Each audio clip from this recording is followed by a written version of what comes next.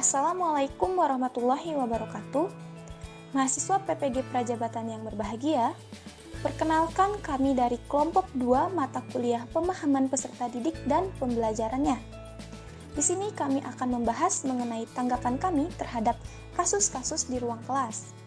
Nah, sebelumnya perkenalkan terlebih dahulu, kelompok 2 terdiri dari saya yaitu Andini Mutiara Rahman, kemudian Hanifah Nur Lestari, kemudian Halimatus Sadiah, dan Meli Audina. Baik teman-teman, untuk mengefektifkan waktu, maka langsung saja simak dan pahami video pembahasan dari kelompok kami. Selamat menyaksikan. Kasus 1. Bayangkan jika Anda adalah seorang guru IPA di kelas 7. Saat ini Anda hendak menyampaikan materi mengenai klasifikasi makhluk hidup. Untuk memudahkan peserta didik dalam memahami pembelajaran, Anda mencoba untuk membuat urutan atau langkah-langkah yang perlu diikuti oleh peserta didik. Anda meminta kepada peserta didik untuk mengerjakan soal yang Anda berikan. Hasilnya, peserta didik mampu mengerjakan dengan benar, sesuai dengan langkah yang telah Anda siapkan.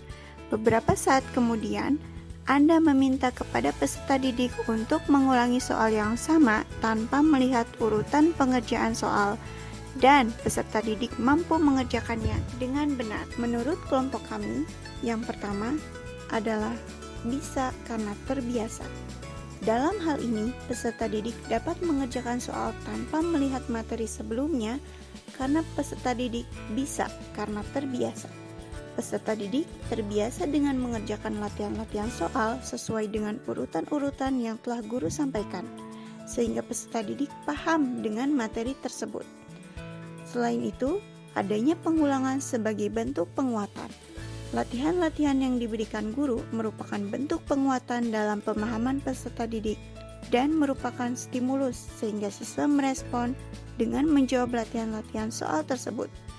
Selain itu, mereka juga membangun pemahaman mereka sendiri melalui proses atau pengalaman pengerjaan latihan soal sebagai penguatan dan akibat dari penyampaian materi oleh guru yang mudah dipahami. Hal ini sesuai dengan teori belajar behavioristik. Teori behavioristik berfokus pada perubahan perilaku peserta didik sebagai hasil dari proses pembelajaran dan dipengaruhi oleh penguatan. Teori belajar ini menjelaskan bahwa belajar merupakan perubahan perilaku yang dapat diamati, diukur, dan dinilai secara konkret. Dapat dikenal sebagai sebuah teori pembelajaran yang berfokus pada tingkah laku sebagai hasil dari pengkondisian disebabkan oleh adanya interaksi antara stimulus dan respon. Selain itu, peserta didik juga dapat membangun pemahamannya sendiri melalui penjelasan guru dari kegiatan dan pengalaman belajar yang mereka dapatkan selama di kelas. Hal ini sesuai dengan teori belajar konstruktivisme. Karena teori tersebut merupakan sebuah teori yang menempatkan peserta didik sebagai individu yang membangun pemahaman dan memahami informasi secara aktif sepanjang proses pembelajaran. Rina adalah seorang guru di kelas 7 SMP. Sebagian besar peserta didiknya belum bisa lancar membaca. Rina sedang memikirkan cara yang sesuai untuk membantu setiap peserta didik menyelesaikan tentang belajarnya mengenai membaca. Menurut Anda, apa yang dapat Rina lakukan untuk membantu peserta didiknya sesuai dengan tahapan perkembangan usia? Dilihat dari redaksi kasus 2, yang dapat Rina lakukan adalah dengan cara mengidentifikasi terlebih dahulu kemampuan peserta didik dengan melakukan pengamatan atau penilaian awal. Kemudian, Rina mendorong peserta didik untuk mulai berlatih dalam kelancaran membaca melalui bahan bacaan berdasarkan bidang kesukaan peserta didik.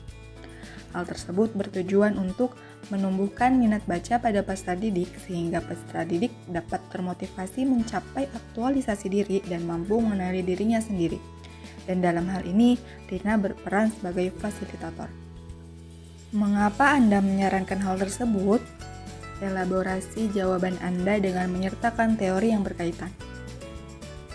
Kami menyarankan hal tersebut karena menurut Piaget, anak kelas 7 SMP berada pada perkembangan kognitif tahap operasional formal. Pada tahapan ini, anak telah menunjukkan aktivitas kognitif yaitu mampu berpikir secara abstrak. Mereka juga sudah mulai melakukan pemikiran tentang kualitas ideal yang mereka inginkan. Dengan kemampuan tersebut, anak mampu membuat argumen sendiri. Sehingga ketika diberi bacaan sesuai dengan apa yang mereka minati, maka tumbuh motivasi dalam dirinya untuk bisa lancar membaca, sesuai dengan teori humanistik. Secara garis besar, teori ini bertujuan untuk menghasilkan hal baik bagi kemanusiaan supaya bisa mencapai aktualisasi diri dan membuat individu mampu mengenali dirinya sendiri. Made adalah seorang guru yang mengajar di salah satu sekolah negeri wilayah Bali. Ia mengampu mata pelajaran IPA. Ia hendak mengajarkan materi ekosistem pada peserta didiknya. Pada buku cetak yang menjadi panduannya saat mengajar, terdapat beberapa contoh ekosistem sawah. Dengan memperhatikan latar belakang setiap peserta didiknya, Made pun mencoba untuk memberikan contoh yang berbeda. Ia memberikan contoh ekosistem pantai di Bali. Menurut Anda, apakah pertimbangan dan keputusan Made sudah sesuai? Mengapa demikian? Keputusan Made sudah sesuai karena pembelajaran yang terintegrasi dengan lingkungan sekitar mampu memberikan pembelajaran lebih bermakna dan mendalam pada peserta didik, di mana pantai merupakan contoh konkret yang paling dekat dengan lingkungan peserta didik yang dapat dijadikan sebagai sumber belajar. Made mampu memberikan pemahaman berdasarkan pengalaman ataupun interaksi sosial dengan lingkungannya. Prinsip apa yang Made gunakan dalam kasus tersebut? Prinsip yang dilakukan Made adalah menggunakan teori belajar sosial kognitif dengan melakukan pengamatan lingkungan ekosistem pantai. Juga menggunakan prinsip konstruktivisme di mana Made ini memberikan pemahaman berdasarkan pengalaman peserta didik dalam mengamati lingkungan sekitar. Selain itu, prinsip Made ini juga selaras dengan teori ekologi dari Bruce Fassbender yang memandang bahwa perkembangan manusia ini dipengaruhi oleh konteks lingkungan, sehingga peserta didik belajar dengan mengenal dan memahami apa saja yang ada di lingkungan sekitarnya. Dalam hal ini, Made memberikan contoh pembelajaran di ekosistem pantai sekitar Bali, karena lingkungan dapat menjadi bagian yang tidak dapat dipisahkan dalam proses perkembangan peserta didik. Baiklah teman-teman, itulah tanggapan dari kelompok kami mengenai kasus-kasus di ruang kelas. Semoga apa yang telah kami sampaikan dapat teman-teman semua pahami. Kurang lebihnya mohon maaf. Wassalamualaikum warahmatullahi wabarakatuh.